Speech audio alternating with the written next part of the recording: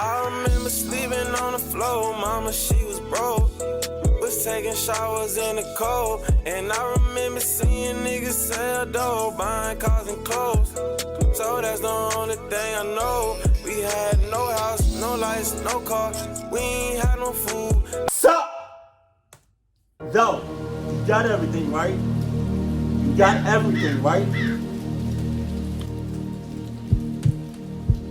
Let's get it then. When I was a really little kid, this local small amusement park that used to be open by us would hold this annual event called Pumpkin Land, which was held on the Saturday before Halloween. Where candies would be given out to kids in between rides, and pumpkins would be scattered throughout the park for families to pick up and take home before leaving. Right. I always looked forward to it, and this one particular year when I was 7, we were going right after my soccer game. The park also rewarded kids for coming in costumes, so I was going in my cliche Scream costume.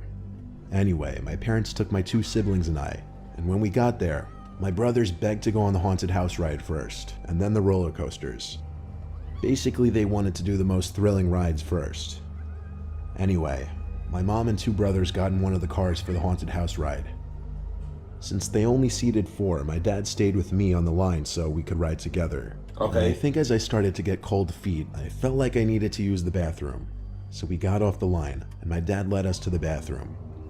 He went too, but I finished first, so I waited outside the bathroom. I waited for a while. I was kind of confused. Eventually I went back to the bathroom, and my dad...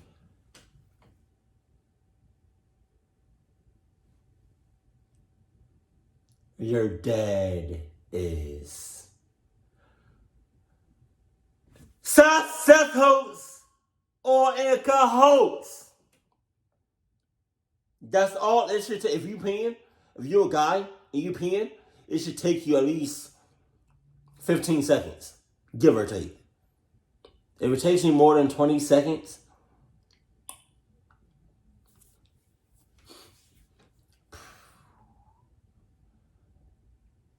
you doing something suspicious. You doing some clucked up shit. That's all I'm saying.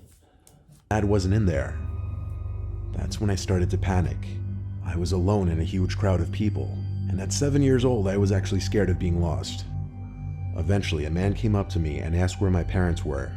I told him I couldn't find my dad, and I asked him for help. He took my hand and said, "We're gonna go find them." I remember him leading me with a tight grip of my hand, and suddenly he pulled out his archaic Nokia brick cell phone and started talking to someone on the other end. The only major thing I remember him saying was, "Oh, I'm with him right now," as he looked down at me and smiled. Then he said, "Okay," and hung up. He looked at me again and said that was my dad, and that he was waiting by the parking lot. He continued to lead me, but even at 7 years old, I wasn't an idiot. I was wise to the fact that my dad did not have a cell phone, and that this... Okay, so if you're not an idiot, why the hell did you not, you know what I mean? Like, first of all, you're in a place full of people. Full of people, hell of people. Hell of people. Mad people around you. You know that's not your dad. He taking you to God knows where. So why not be like, "Oh no, who is this? Who are you? You're not my dad. Get off me, you pedophile." You should have did the absolutely most. You should have been that time, that day, you should have been hella extra. Get people's attention. Now, if you did that and nobody else, you know what I mean, pays you no mind, first of all, they're dicks. Second of all, that's clucked up. Third of all, that's clucked up. Fourth of all,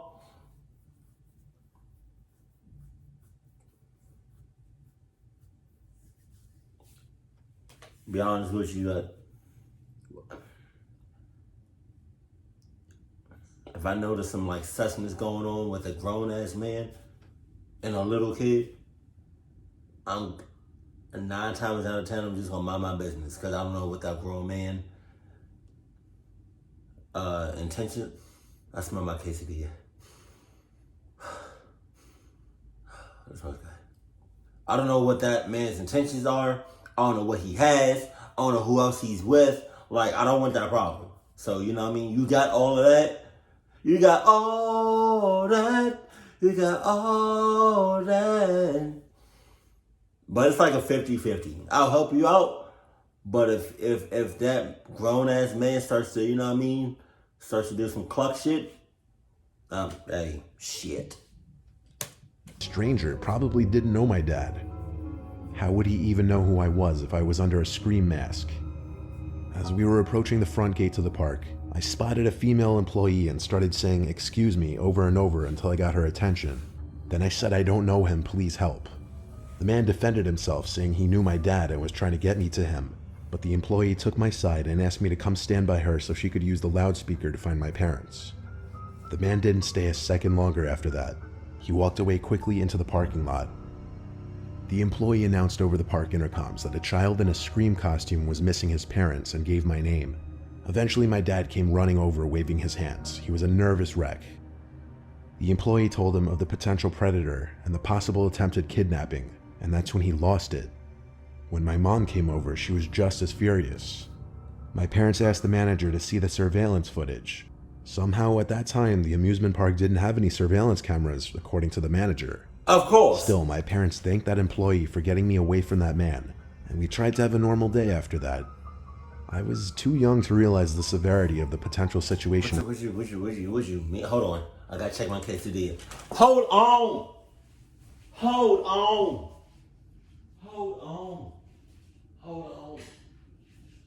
Hold on. Hold on. Shit. Hold on. Oh yeah. Oh yeah. Oh yeah.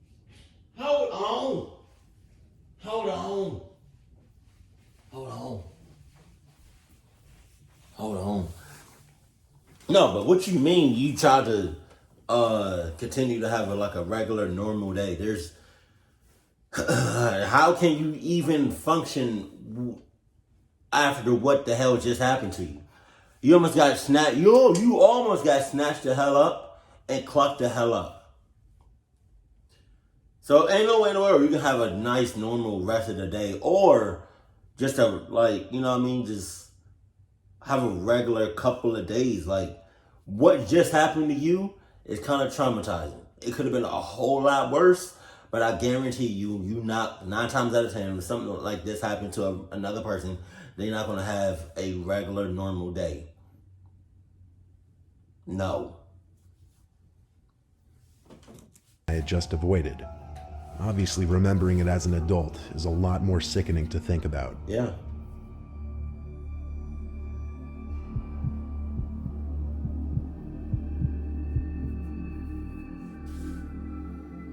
When my mom and stepdad went on their honeymoon, I wasn't trusted to watch the house for the week. Right. So they sent me to my Uncle Ronnie's farm. He lives with my Aunt Susie and my cousin Ronnie Jr. They have a spare bedroom upstairs that I stayed in. It's an old-fashioned style wooden farmhouse. It's big and nice, though. The spare bedroom overlooked the crops and the numerous scarecrows my uncle had scattered through the crops. This was in mid-October. Wow. Wow. Wow. Wow. Wow. Wow. Wow. Wow. Wow. Wow.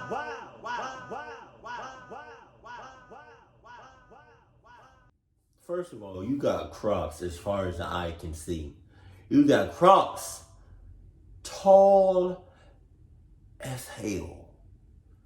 And then you got scarecrows scattered through all of that. Crops, corn crops or whatever this is already scary enough. It's very dense, it's very thick. You don't know what's in them bitches, right?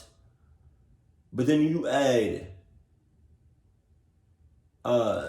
scarecrows to it, so it's like, scarecrows, like at first glance, off bucks, they look like a person. It's not until you do like a double take or like a extra hard look at the scarecrow to be like, okay, that's a scarecrow, it's not a person. Especially at night, in the shadows, oh my God, you would think it's about 10 people out in them crops, just standing right there. So, no. Nah.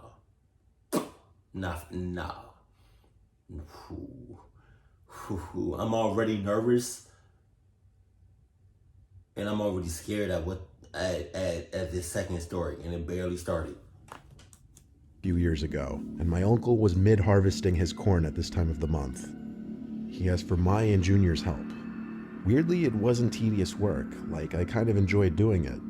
He wasn't using his combine. Instead, we were just hand-picking a bunch of corn. I had this little rolling basket-like thing that I was supposed to fill up. I admired the 3 scarecrows he had. They looked like he put a lot of work into them. Wow. They had sweatpants on and varying flannels, along with straw hats over their heads. When we were done picking the corn, I asked Uncle Ronnie how long it took to make those. He said a few hours at most, and he said they really do the trick keeping the crows away for the most part. Oh, yeah. That night after dinner, I played video games and smoked weed with Junior for a little bit. Right. Then I just went to the guest room to do whatever on my laptop. Okay. Next thing I knew, a rock or something hit the window. It scared me for sure, as there's no way that wasn't intentional. I didn't want to go look out the window to check though. I just closed my laptop screen so there would be total darkness in the room. I crossed my fingers it wouldn't happen again, but when a second rock hit the window, my heart felt like it dropped out of an airplane. The room was still completely dark, so I gave it a minute before getting up to peek out the window. There was a full moon out, and one of the outside lights was on, both lighting up a decent amount of the crops and one of the scarecrows. I continued to look around, but when I saw something moving in the corner of my eye, I looked back at the scarecrow to see one of its arms waving at me. No, surely I was hallucinating. Nah. The waving stopped, and the arm moved back down to its side. I shut the blind and wanted to throw up. I ran to Junior's room and opened the door, but by this point in the night, he was already asleep. I closed his door and checked downstairs for my aunt and uncle.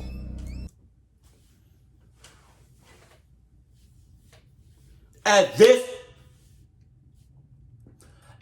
point, it's every person for themselves. You noticed the clutch shit going on, but nobody else did. They busy off sleep or doing God knows what. So it's every person for themselves. I'm gonna need you to haul ass. With all due respects. Can you do that for me? Please. But all the lights were off downstairs, so I checked their bedroom, and they too were both asleep. I went back to my room and lifted the blind just enough to peek out there. The light outside was now off, but with the bright moonlight, I was able to see the scarecrow was still hung up on the stick.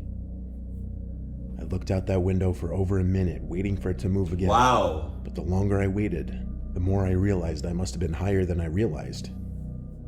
I finally dropped the blind back down and climbed into bed. The next morning, I went downstairs to my Aunt Susie making us all pancakes.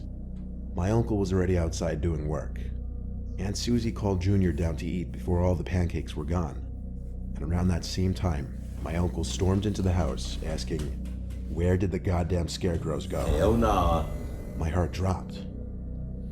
The 3 of us went outside, my uncle leading us to show us that all 3 scarecrows were missing from their posts.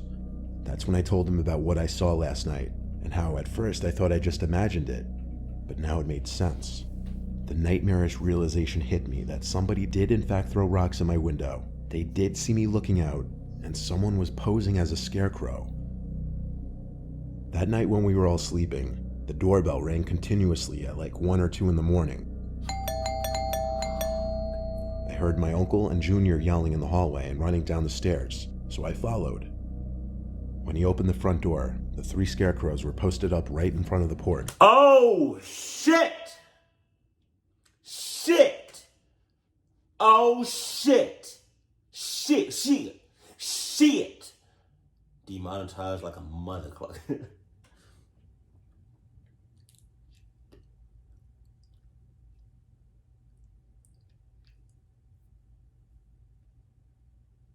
Why did you follow them behind? Why did you follow behind them? Like, the doorbell rang. one or two peoples could have, came to the door and opened it, and then they would have been clucked. But now everybody and their mama gotta come to the front door and open that joint. Now everybody clucked. Jesus. All with red paint stains covering them, mimicking blood. My uncle called the police and turned on all the outside lights on the property. The police, as well as my uncle, chalked it up to some stupid early Halloween prank by a bunch of immature kids. But the possibility that it wasn't, and that it may have been a much more hostile motive behind this, is what really freaked me out. Oh, yeah?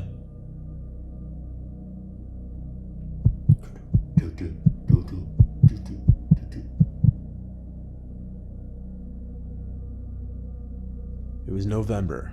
All the leaves were varying shades of yellow and orange. My favorite time of year to visit the countryside. I was with my girlfriend at her dad's upstate home, which was usually used as a summer home, but the two of us came up there to go camping in the nearby woods.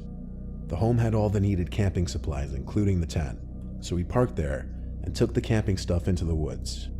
Why? Just the experience of camping and sleeping in the woods, I guess. I've only been camping a few times in my life, but I liked camping in the fall because there's less bugs and of course you can't beat the foliage. We were camped out in a small circular clearing, just big enough for our tent and campfire. We sat around the fire for about an hour, eating and just talking. Then we went inside the tent. We kept the fire going as it made my girlfriend feel safer, and it added a bit of warmth. Besides the sound of the crackling fire, we eventually started hearing leaves crunching in the distance. Yeah, alright.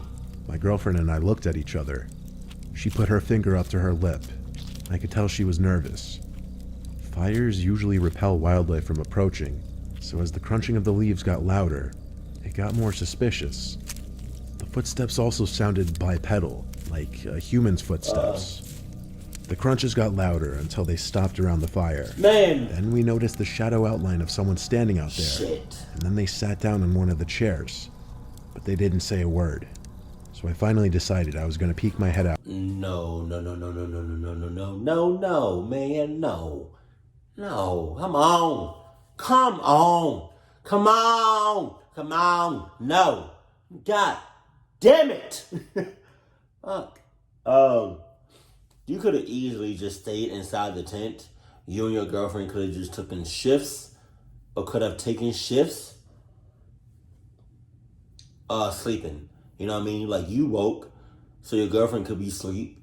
Then as you get sleepy, you wake up your girlfriend. She's up, now you go to sleep. Whole time, y'all watching the person outside, because I don't know if that's a person or not. Excuse me. But you peeked out your head, and that's, I don't like that. Out and check. I looked out to the campfire, expecting to see someone sitting on one of the chairs, but there was no one out there. See what I'm saying? I got up on my legs to look around the campsite, into the trees and darkness. I didn't see anyone out there. My girlfriend was whispering something. It sounded like she was urgently trying to get my attention. So I crawled back inside, and she said, "What does he want?" I replied, "There's no one there." A pack of condoms. She replied, "What are you talking about? I see him in the chair right now." Man, what? I looked at the wall of the tent and saw the shadow outline of the person still sitting in the chair by the fire. I realized that was impossible, though. I crawled back out of the tent to look one more time, and both the chairs were still empty. I went back inside and said to my girlfriend, "We need to go right now." She didn't ask questions. She got straight up, took my hand, and followed me out of the tent. When she saw there was no one sitting in the chair, she screamed. I yelled at her to shut up, and I led us through the near total darkness in the direction back to the mobile home. While running, we heard this horrible groaning sound not too far away from us, and one single loud crash of a tree branch or something. This caused both of us to scream, "Oh shit," and run even faster. How we found the property was by repeatedly pressing the car lock button until we finally heard the car horn. We went into the mobile home, locked the door, and hid under the covers in the safety of the bedroom. Still, I didn't feel entirely safe being surrounded by nothing but woods in every direction. And I was paranoid that whatever was out there followed us.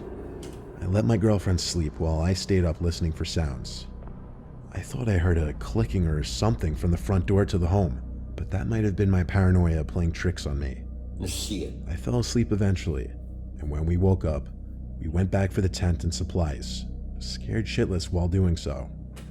Nothing was moved except for the one chair we thought we saw the shadow sitting in. It was knocked over. We hurried back to the car, drove home, and that was our last camping adventure. What was the title of this? 3 True Disturbing for Her. I do not recall myself ever camping. No. Nah. No. I don't know if this is called. I don't know if you would consider this camping. When I was a kid, I used to go to my aunt's house in North Carolina, and in a backyard, there was like this, you know what I mean, like this, I forgot how you call it, but like there was this fire, right? But it was like, it was sheltered by a metal, by a metal thing. We were able to see the fire, feel the fire, but it was controlled. It wasn't out like fire on some woods and some shit. But I don't know if that's considered camping, but I don't know. I do not recall camping in like this ever. You know, I don't think I am. You know, because shit happens, especially when you out in the wild. You know, out in the woods. Shit happens. So I don't want to take that chance. I don't. Because if I'm with my girlfriend at the time, or my wife at the time, and some cluck shit happens, ooh, she better hope and pray she's either right by my side, or like a couple inches behind me or whatever, as I'm haul assing. I don't know what to tell you. Like, nah. Camping, it's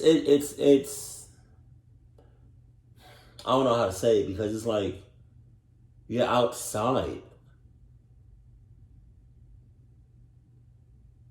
Camping can go either way. It's a 50-50. It's a 50-50 like in general, but for me, camping is like a 99 to 1% ratio. 99% I'm not gonna do it, 1% I might do it. And that's a big ass might.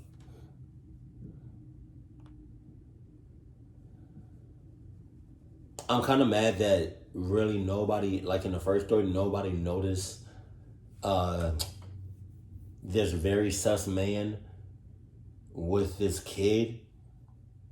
It didn't raise like no questions, no concerns, no nothing. Y'all just thought it was just, you know what I mean, that was his son or whatever. Okay.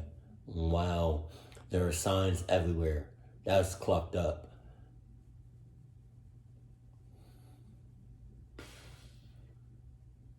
But I mean, hey, if you're gonna go camping, go right ahead. Just make sure you got the top of Adidas, and you got my blessings. You go right ahead, make it do what it do, have a good time. And if you already have the top of the line Adidas, if something clucked up happens, you know what to do. Keep it cold, keep it classy, and I love you. Stay happy, my family.